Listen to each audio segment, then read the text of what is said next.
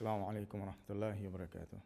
بسم الله الرحمن الرحيم، والصلاة والسلام على رسول الله وعلى آله وصحبه أجمعين.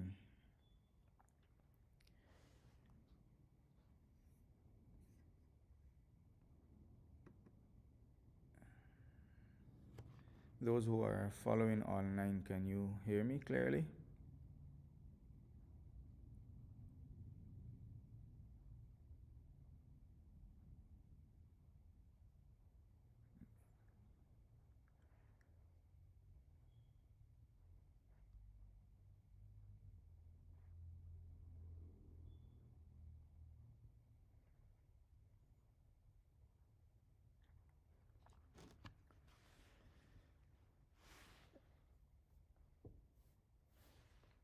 So inshallah ta'ala, we'll be technically continuing from an Arabic program that was started before. At the same time, it's going to be a little bit new for some. In this program, as we mentioned, we're going to merge between the slightly beginning students and also the intermediate, or when it comes to the grammar of the program, or the grammar that we're going to cover, is not going to reach the advanced level as yet. It's going to be more suitable for the beginners and the intermediate level, inshallah ta'ala. Just as an outline, today inshallah ta'ala we are just going to cover from the book Qasasun Nabiyyin. Previously we finished up to the story of we completed the story of Adam and we completed the story of Ibrahim, and we had completed the story of Yusuf, but we're gonna restart from the story of Yusuf. For those who did it before, it's going to be revision, and I'm sure that there are going to still be a lot of vocabularies that were forgotten, and definitely it's going to be beneficial for those who haven't studied it before. Now, the name of this book is Qasasun Nabiyyin Lil Atfal. I'm going to send it out inshallah ta'ala in the group, but I just want everyone to focus with me inshallah ta'ala. Qasasun Nabiyyin Lil Atfal, and the author is An-Nadawi. Now this book here, it was made specifically, or more specifically, for reading comprehension, to learn the Arabic language.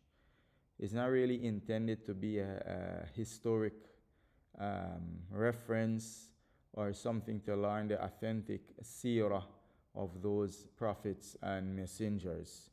So there are going to be a lot of extra things that were mentioned. There's no way to verify whether it's true or false. Most of it is from the Israeliyat, the stories of the Jews and the Christians before. And as we know, the Prophet sallallahu alaihi wasallam, he said, "Hadithu an Bani Israel wala haraj." Narrate from the children of Israel, and there is no harm. And as the scholars, they mention the general principle, whatever came from them, if it is in accordance with what is with us, definitely we believe in it. If it contradicts that which is with us, and inshallah ta'ala there won't be anything contradicting in what we're going to read, but if it contradicts, then we disbelieve in it. And if it doesn't agree or contradict anything with us, we are neutral towards it. We don't believe in it, and we don't deny it. We don't believe in it that we may perhaps be believing in something that is not true, and at the same time we don't deny it. Perhaps we may be denying something that is the truth. But as we mentioned, this here is the class is for the Arabic language. It's not a class of history or seerah or fiqh or anything like that. It's just for the Arabic language. Now, after, I'm not going to go through, as we mentioned, we're going to do basic conversations also, so that those who are new learners, they can catch up with us, inshallah ta'ala. But I'm going to delay that from today. I just want to see how is everyone following the class. For those who are following online, the brothers or the sisters, if you want to be consistent with us, or you plan to be consistent, it's going to be every weekend, Saturday and Sunday at 8:30, inshallah ta'ala. We're going to last an hour, hour and a half maximum, inshallah ta'ala. Make sure if you want to follow and partake in the homework and everything, you can reach out to us and make sure that you're added to the group, or reach out to someone that is in the class, inshallah ta'ala. So that's one aspect. Now, for the conversation, we're going to use the Al-Arabiya Bayna Yadayk, the same book that we used during the summer program. For the comprehension, we're going to use the Qasasun Nabiyyin, as we mentioned, that is on the screen. And also for the Arabic grammar, we're going to go through, inshallah ta'ala, Al-Ajrumiyya. Now, I'm not going to go through the Arabic text of it, but that's going to be our curriculum. The Ajrumiyya is very famous Arabic grammar book, but we're going to go through it, inshallah ta'ala, with regards to using it as a curriculum, and covering the grammar and the principles that are mentioned in that book, inshallah ta'ala. As I do with the beginning of every class, or every time we take a break and return to a class, and as it's the sunnah of many of our teachers and mashayikh and our scholars, is we remind ourselves of certain things. The first is we remind ourselves why is it we are learning the Arabic language, and that is first and foremost to please Allah subhanahu wa ta'ala, insha'Allah ta'ala. We strive to learn it to please Allah. And how is it we learn it to please Allah?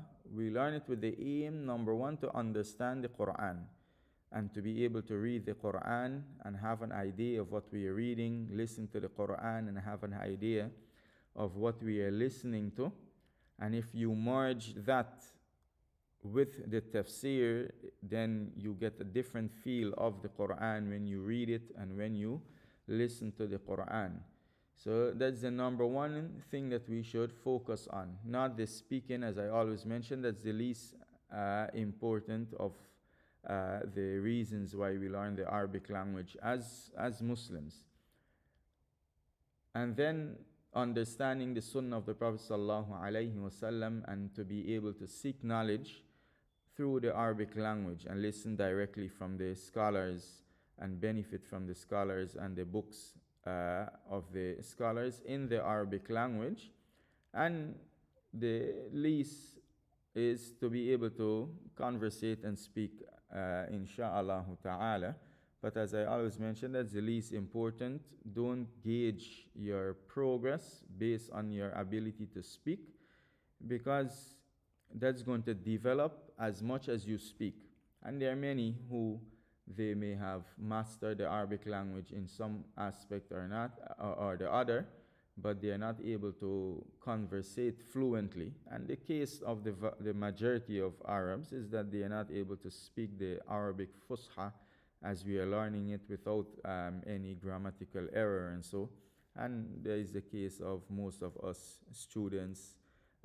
We may be able to understand, read, and comprehend, but when it comes to speaking, there's a lot of lahan that we do, a lot of grammatical error that is made. So don't make that your focus. but make the focus to understand the language, to comprehend the Quran, inshallah ta'ala, first and foremost. And with that is going to aid us in our khushu, in our salah, and so on. Secondly, just a brief introduction to the Arabic language. As we know that the Arabic language, in its theory sense, meaning the grammar of the Arabic language and the way it's laid out for us, how we learn it today, being you study that, for example, in Arabic there is 3 types of words, and there are 2 types of sentences, and the different types of verbs and so on, and the way the structure of the language is as we study it, that never existed during the time of the companions and the Prophet sallallahu alaihi wasallam, and definitely not before them.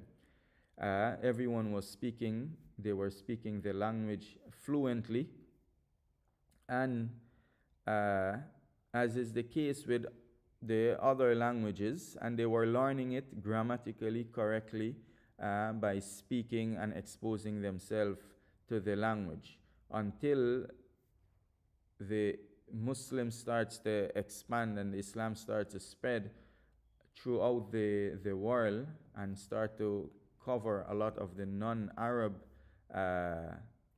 states or lands at that time. And there's a lot of non-Arabs that start to enter into Islam, and then there start to be a widespread occurrence of grammatical error in the speaking of the people and the understanding and their understanding of the language.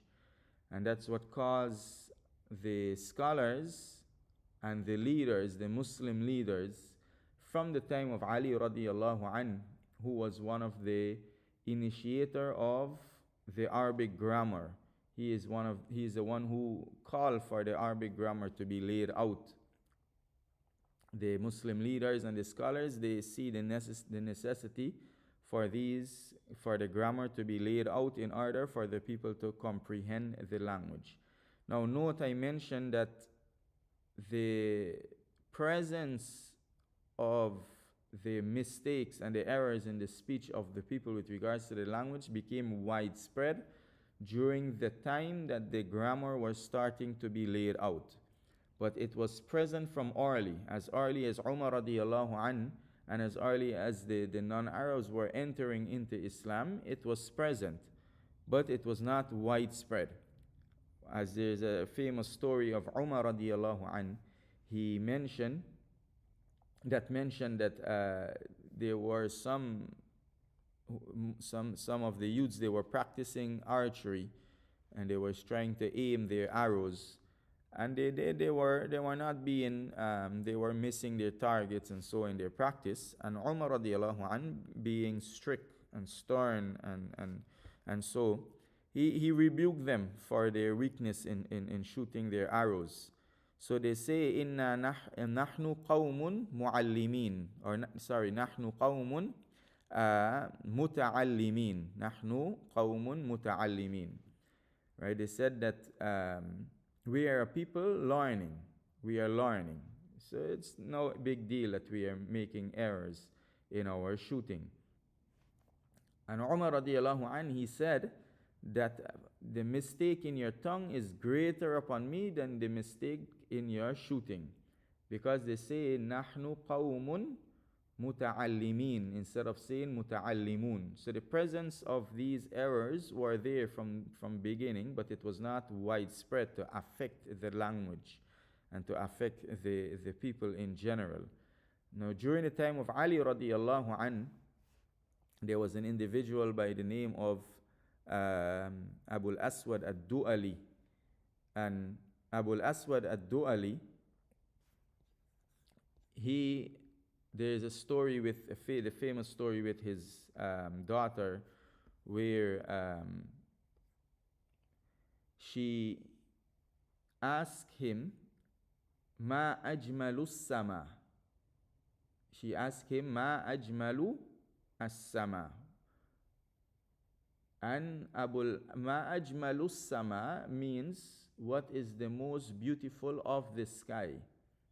So Abul Aswad ad-Du'ali, he replied to her, Nujumuha, it's stars.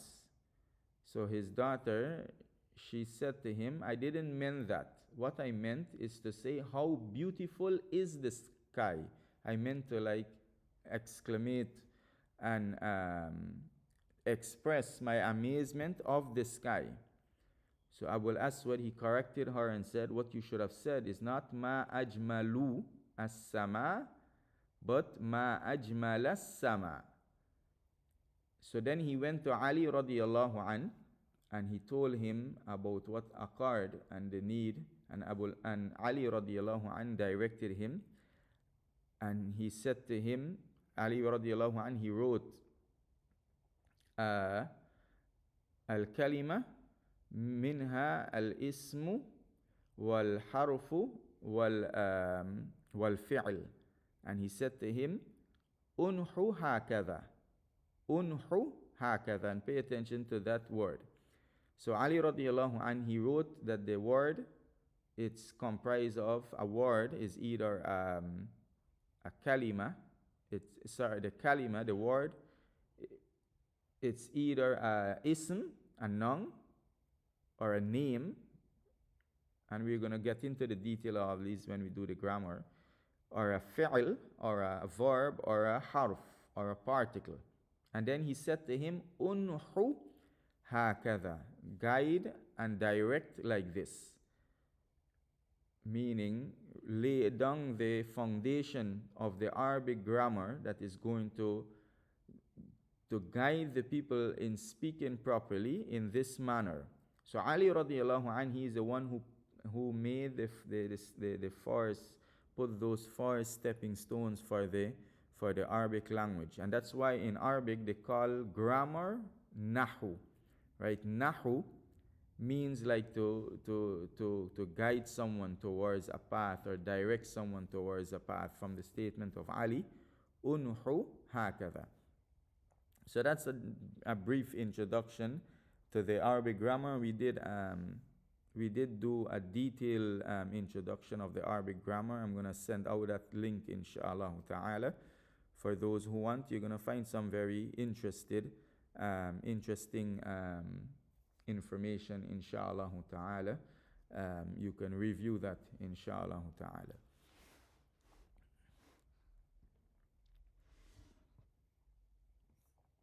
So as we mentioned, inshallah, today we're going to just cover some from the book Qasasun Nabiyyin. I'm going to send out the link for the PDF for the book, and also the image of the book for those who want to purchase the book, inshallah ta'ala. For those who are going to be consistent with us every week, or at least if they miss a day from the month or 2 days from the month, they are going to follow up and be consistent, do all of the homework and so that is going to come with the program. We may change the podium that we use. Instead of Google Meet, we may use something else.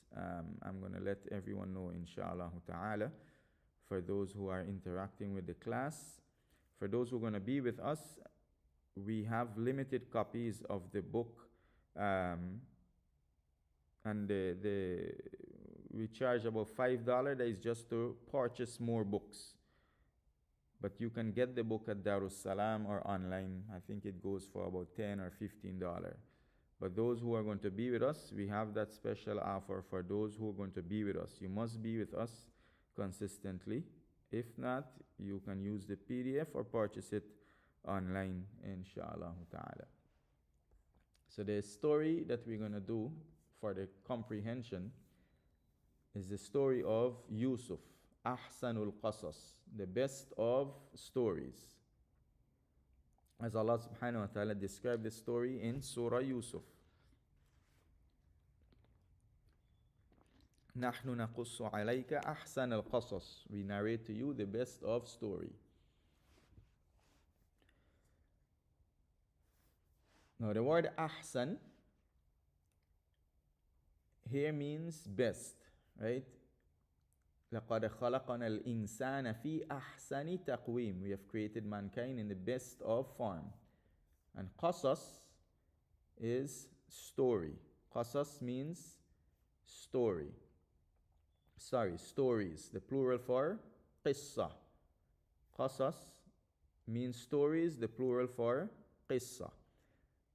Now from this book, they're going to be limited. I'm not going to really write what I'm saying, but that's going to be the homework. The homework is for everyone to extract the vocabularies from the story and put the meaning of the words next to it. And that's going to aid in recalling and remembering the words. The first paragraph of this story is titled Ru'ya Ajiba. Ru'ya Ajiba. Ru'ya here it means dream. Ru'ya means dream. And Ajiba means strange. Ajiba means strange. So Ru'ya Ajibatun means a strange dream. And at the end of the class, I'm going to mention the methodology, the recommended methodology of studying these texts, inshallah ta'ala. The first sentence we have here, كان يوسف ولدا صغيرا وكان له 11 أخا وكان يوسف غلاما جميلا وكان يوسف غلاما ذكيا. Now as we know in Arabic, you stop on the sukun, you don't stop on the vowel. Right? So like here you're going to say وَكَانَ لَهُ أَحَدَ عَشَرَ أَخَا وَكَانَ يُوسُفُ غُلَامًا زَكِيًّا. But when you're learning the language, it's recommended you read everything with the end vowels and everything. And that's you're going to subconsciously program your mind, program your brain to know the suitable vowels for every word. So like that, inshallah ta'ala, when it comes to you expressing, you don't have to think much about the grammar because it's going to be something that's naturally programmed. Now that's going to take some time, but you have to be consistent. وَكَانَ أَبُوهُ يَعْقُوبُ يُحِبُّهُ أَكْثَرَ مِنْ جَمِيعِ إِخْوَتِهِ. So kana means it puts something in the past. The word kana, it puts a nominal sentence into the past. So let's exclude kana to understand the sentence. Yusufu waladan saghiran. Now if we take out kana, you're going to read here Yusufu waladun saghirun. Now walad means child, saghir means young. Right? The most accurate translation for walad is child. Normally it's referred to as son, but more accurate to mean child. Child can be male or it can be female. So Yusufu waladun saghirun. Yusuf is a young boy. Now remember, this here is a continuation, so there were things that were covered before, and inshallah ta'ala we're gonna constantly remind of those things that were covered, like the principles and so that we covered before. We're gonna repeat them inshallah. So those who are new, they can follow. Yusufu waladun saghirun, as we said, mean Yusuf is a young boy. And we say kana puts a nominal sentence into the past. So this nominal sentence, Yusuf is a young boy, you put kana, It makes that into the past. Going to be Yusuf was a young boy. Yusuf was a young boy. And as we mentioned before, when you put kana upon a nominal sentence, it makes the predicate of that sentence mansub, or takes fatha as a default.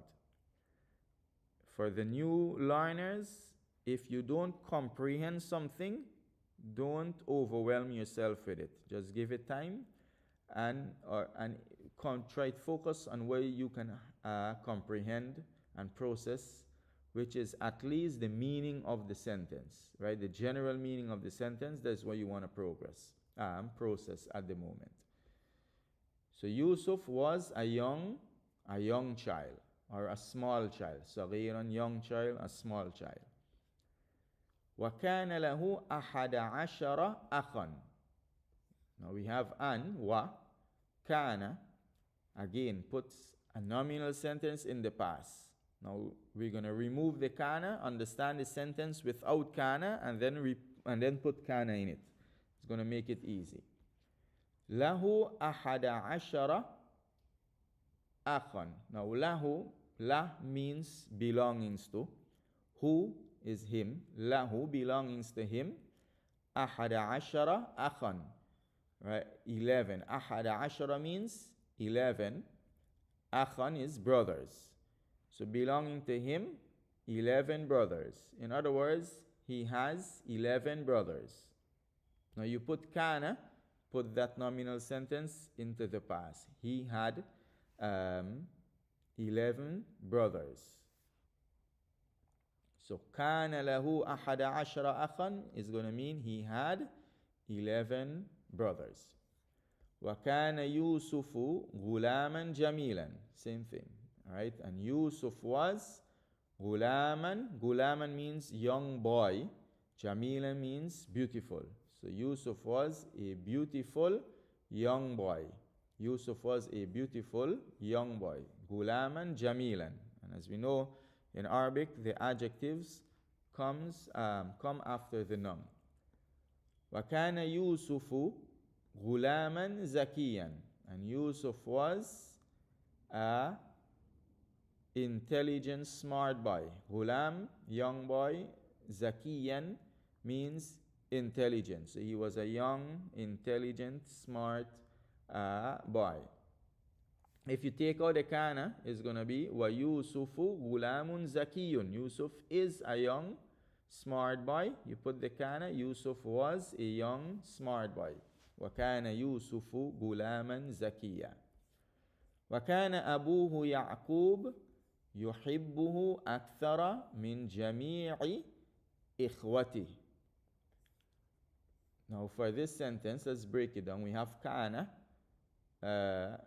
Put the nominal sentence in the past.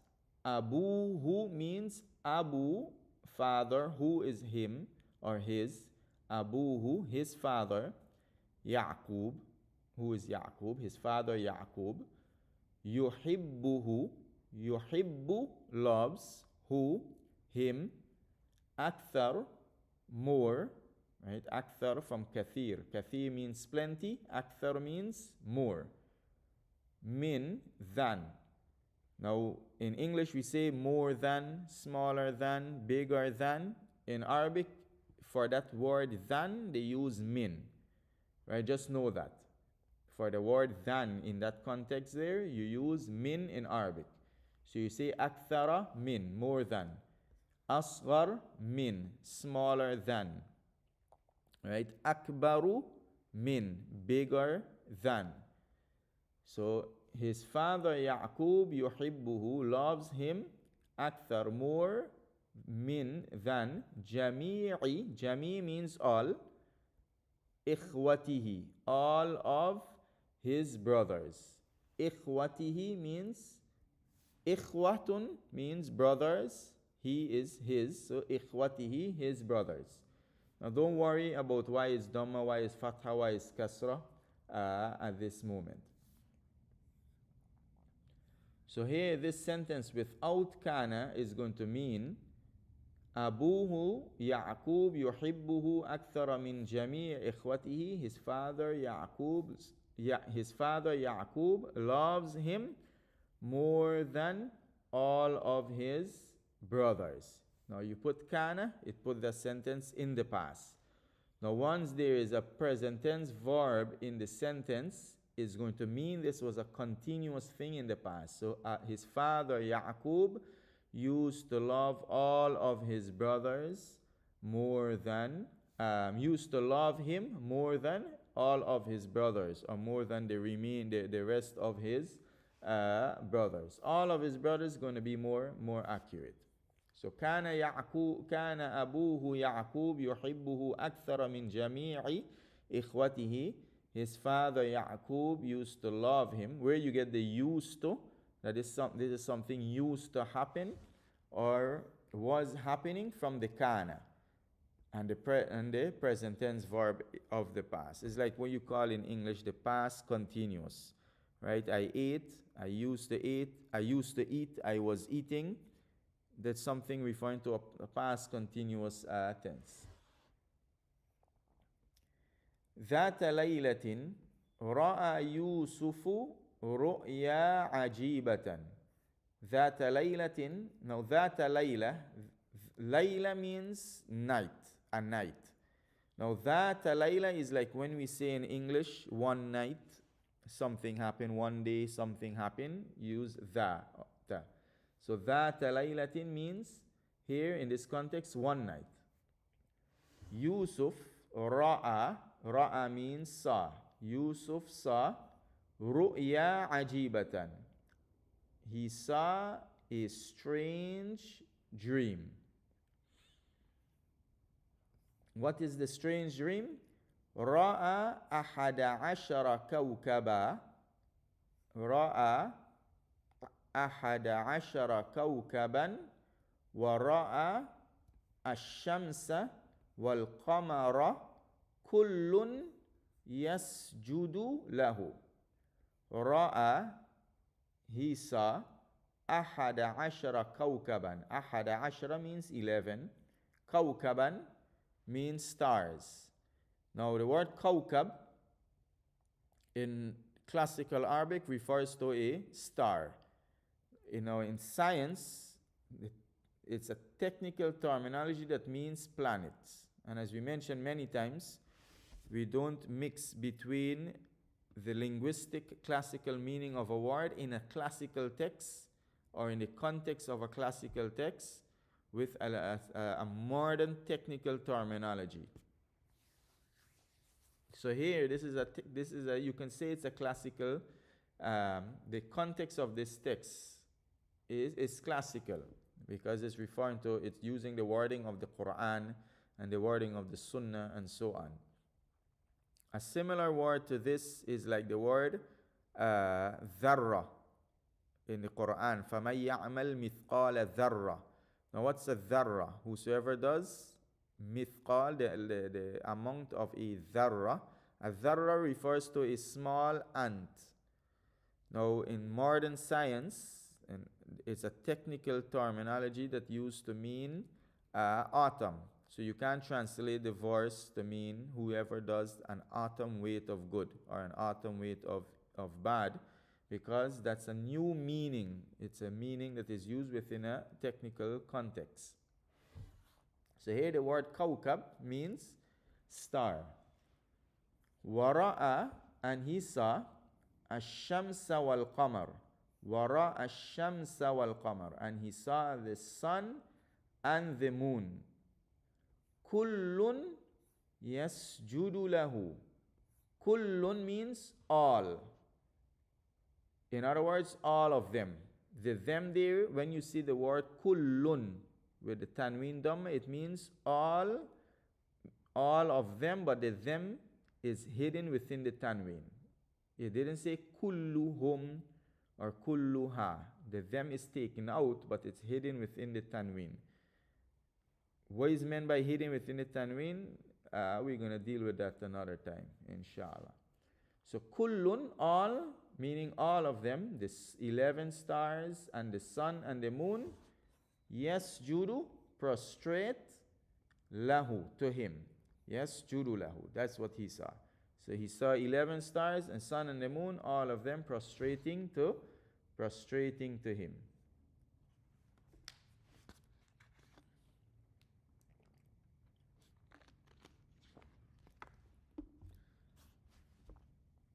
تعجب يوسف الصغير كثيرا. تعجب يوسف الصغير كثيرا. The small Yusuf, تعجب means was amazed. Right? تعجب was amazed. To find something amazing or strange, you merge those two words together. Right? It's a strange dream that makes you amazed. So تعجب يوسف الصغير كثيرا. The small Yusuf, he was amazed. كثيرا, a lot. He was amazed a lot. وما فهم هذه الرؤيا. And this ma here is for negation. Fahima means understood. Ma fahima, he didn't understand. Ma fahima, he didn't understand. هذه, this, الرؤيا, dream. هذه الرؤيا, this dream. وما فهم هذه الرؤيا, and he didn't understand this dream. You can put a comma there for clarity. كيف تسجد الكواكب والشمس والقمر لرجل. How تسجد prostrates al-kawakib, the stars, kawakib, the plural for kawkab. So he didn't understand how the stars and the sun and the moon prostrate li rajulin, to a man. ذهب يوسف الصغير إلى أبيه. The small Yusuf, ذهب means he went. Ila, to abihi, his father, Ya'quba. وحكى له هذه الرؤيا العجيبة. So the small Yusuf, he went to his father Ya'qub. وحكى له, and he, nahaka means he narrated or relate. Haka lahu, he narrated, lahu, to him, meaning to his father, هذه الرؤيا, this dream, al-ajiba, this strange dream. وحكى له هذه الرؤيا العجيبة, and he related to him this strange dream. قال, he said, يا أبتي, O my father, Ya abati, inni, verily I. Inni means verily I. And we're going to break down these words later on. But just for now, just note it is inni means verily I. Ra'aytu, I saw. Ahada ashara kawkaba, 11 stars. Ra'aytu means I saw. أحد عشر كوكبا, 11 stars. والشمس والقمر, and the sun and the moon. رأيتهم, I saw them. لي ساجدين, to me prostrating. ساجدين means, in this context, it means prostrating. Now, as you do with any language, right, in a sentence, there are going to be technical issues, simple issues, advanced grammatical issues. Now in a class, you can't cover each one of and explain everything, or it's going to be overwhelming. So, and sometimes as students also, you want to tend to understand everything on an instinct, instinct. So don't try to do that, or you're going to overwhelm yourself and you confuse yourself. So just know the apparent meaning, and inshallah ta'ala, as we cover the grammar, we're going to cover all of these things, all of these grammatical issues, inshallah. So here, رَأَيْتُهُمْ, I saw them. رَأَيْتُ, I saw whom, them, li, to me, sajidin, prostrating. Sajidin, prostrating. وَكَانَ أَبُوهُ يَعْقُوبُ نَبِيًّا. Abuhu Ya'qub, Nabi means his father Ya'qub is a prophet. Wakana, kana, now we're going to put that in the past. Wakana Abuhu Ya'qub Nabiya. Going to mean his father Ya'qub was a prophet. Was a prophet. Nabiya. فرح يعقوب بهذه الرؤيا كثيرا. فرح means to rejoice. Right? فرح means to rejoice. So Fariha Yaqub rejoiced. Bihadihi ru'ya, with this dream. With this dream. He was happy because of the dream. Kathira, a lot. Now another thing with the Arabic, the expression in Arabic compared to expression in English is going to vary a lot. What you need to do is understand the individual vocabulary and the purpose of the vocabulary. Now, with regards to the purpose of the vocabulary, that's going to need grammar. So you're going to learn that gradually as you study the grammar.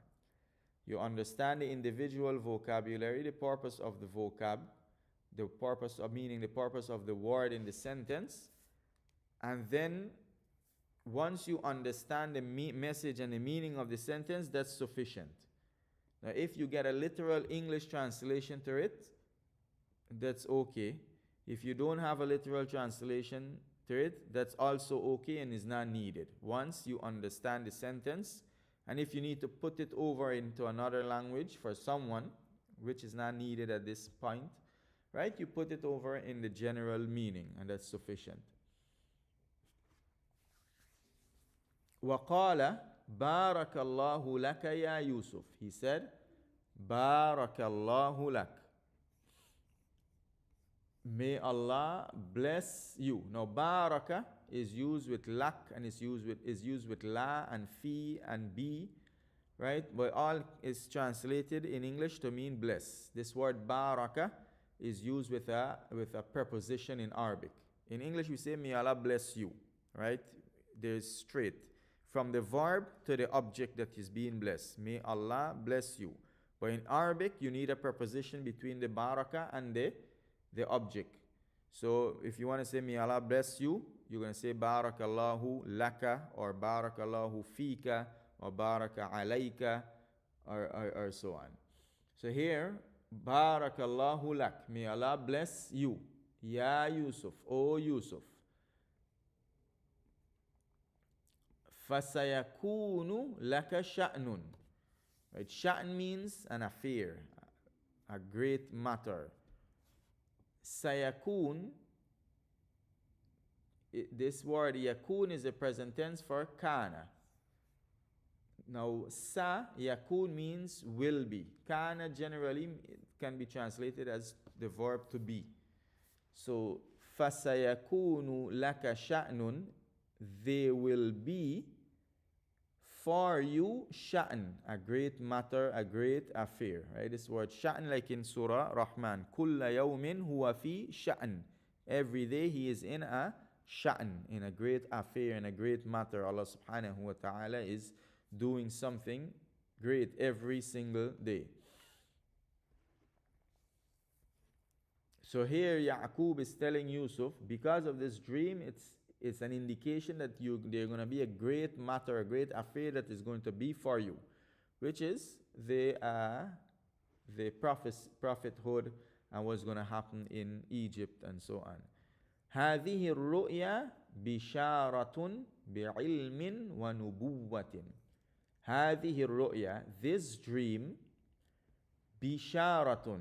Bishara means glad tidings, a good news. A bishara this is one word, bishara, right? It's not be the preposition and then shara, no.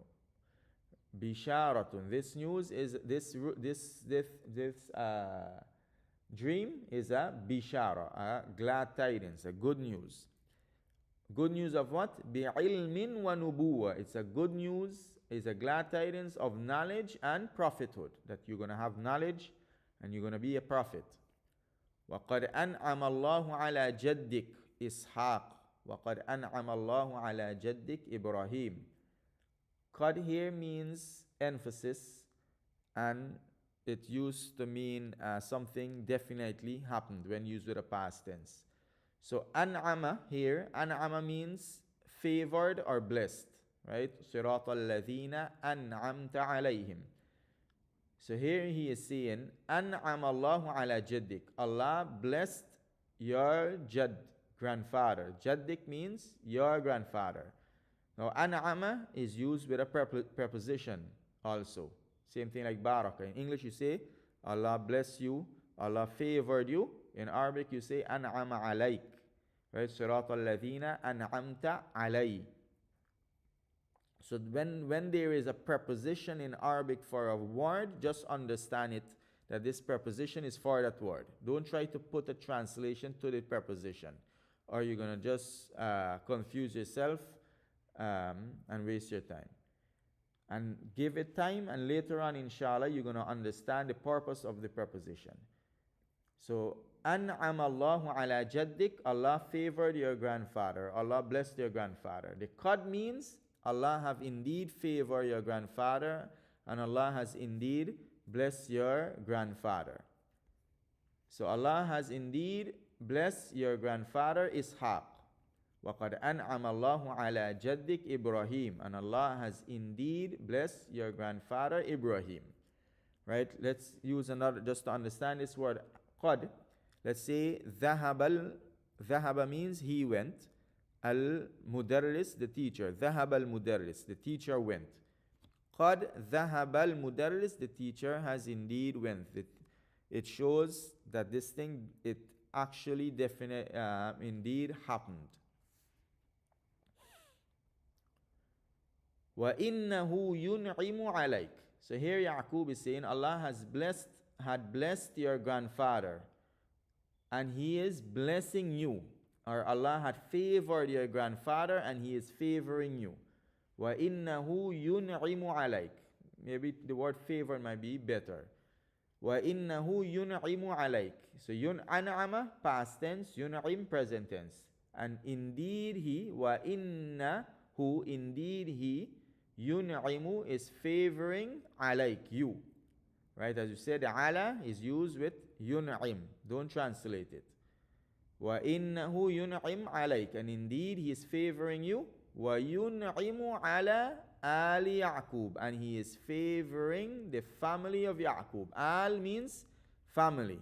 Right? Al, this is slightly different than ahl, which also can mean family. But here, al, referring to family, it can also refer to followers or the people that is upon the path of someone.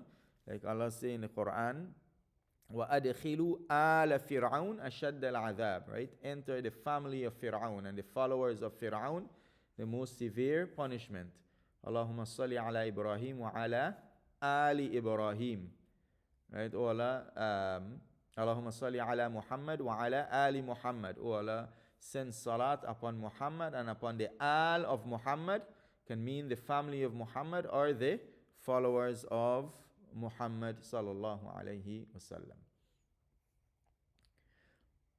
وَكَانَ يَعْقُوبُ شَيْخًا كَبِيرًا. Shaykh means elder. Kabir means big, old in this context. So كَانَ يَعْقُوبُ شَيْخًا كَبِيرًا. Yaqub was an elderly old man. وَكَانَ يَعْرِفُ طَبَائِعَ النَّاسِ. وَكَانَ يَعْرِفُ طَبَائِعَ النَّاسِ. Now, يَعْرِفُ means he knows. Let's examine the kana for now. يَعْرِفُ means he knows. طَبَائِع in this context means the ways or the nature. النَّاسِ, the people. So, طَبَائِع النَّاسِ, the ways or the natures of people is a plural. right? The ways of people, meaning their nature, their personality, their traits. So kana, put this in the past. Ya'qub, he used to know, right? Something that he knew all the time, always. He used to know the ways of the people, how people can be, how they can behave, how they can react. وَكَانَ يَعْرِفُ كَيْفَ يَغْلِبُ الشَّيْطَانِ. And he used to know how. وَكَانَ يَعْرِفُ كَيْفَ. يَغْلِبُ means overcomes. Shaitan is shaitan. How shaitan overcomes. Meaning how shaitan overcomes his enemy. How shaitan overcomes an individual. How he is able to persuade someone, overcome him in straying him. وَكَيْفَ يَلْعَبُ الشَّيْطَانُ بِالْإِنسَانِ. وَكَيْفَ يَلْعَبُ الشَّيْطَانُ بِالْإِنسَانِ. And he used to know how shaitan plays with mankind. So this is like an intro to the next statement. فَقَالَ يَا وَلَدِي. Fa means here so. فَقَالَ, so he said, meaning so Ya'qub said, Ya waladi, O my child. La tukhbir. La tukhbir means don't inform. Tukhbir means you inform. La tukhbir means don't inform. Prohibition. La tukhbir. Bihadihi ru'ya. With this, don't inform with this dream. Ahada, anyone. Right? Don't inform anyone of this dream. The be here meaning of. So don't inform of this dream anyone. Don't inform anyone of this dream. لا تخبر بهذه الرؤيا أحدا من إخوتك. Anyone from your brothers. من إخوتك. فإنهم يحسدونك. For, indeed. فإنهم means for verily. They, whom, verily they, يحسدونك. They envy you. Yahsudun means they envy. The ka is you. For verily they envy you. وَيَكُونُونَ. And they will be. يَكُونُونَ لَكَ. To you. عَدُوًا. An enemy. So don't inform of this dream anyone from your brothers. For indeed they envy you. And they will be to you an enemy. Now the present tense, if it's used in the context indicating something that's going to happen or might happen or will happen, it takes the future meaning. So you don't necessarily need to use the future word of seeing or the sawfa that we will come across. We did come across it once. Here, this sayakun is seen there is for the future. So yadhab, he goes. Sayadhab, he will go. But you can use if you use the present tense in the context of the future, it indicates the future without that seen or without the sawfa. Now, as we mentioned, as we mentioned before, the methodology of studying this. So first, the homework is you have to read the passage and understand it. Read the passage and understand it to the best of your ability. Extract all of the new words and write the meaning next to it. Right? I'm not going to give you to extract all the words. If you already know the word, that's going to be left to your honesty. Any new word or any word that you had forgotten, extract it and write the meaning next to it. When you finish that, you read it, comprehend it, then you read the entire passage loud at least 10 times. Right? At least 10 times. So there's, as we mentioned in the previous class, you have to have a methodology in your studying. So you don't move from one chapter to the next or one lesson to the next without giving it enough attention and giving it justice. And at the same time, you don't delay yourself on a lesson until you learn every single thing. because like that you're gonna delay your general understanding of the language and your learning. If you wait until you learn everything from a chapter before you move on to the next, right, you might never understand everything, because there are certain concepts, and so you might need to complete a book before you even understand it. And then sometime when you reach lesson 10, you understand something that was in lesson 1. But at the same time, you don't want to rush, so you move on too fast and you're not making progress and you're not benefiting. So that's going to be the homework. Inshallah ta'ala, we're going to end with that today. As we mentioned, the class is going to be an hour, hour and a half, and we're going to continue tomorrow, inshallah ta'ala, at 8:30. And the videos, we're going to upload them also online for those who want to review, or if anyone missed anything, inshallah ta'ala. We have rooms to add a few more students to the class, those who are going to interact and those who may have questions and so if there are other students who want to join the class officially, they can let us know, or if you know anyone who wants to join the class, let us know. And we're going to be broadcast on YouTube for those who want to randomly benefit, inshallah ta'ala. We're going to end with this, inshallah ta'ala. سبحانك اللهم وبحمدك ونشهد أن لا إله إلا أنت ونستغفرك ونتوب إليك والسلام عليكم ورحمة الله وبركاته.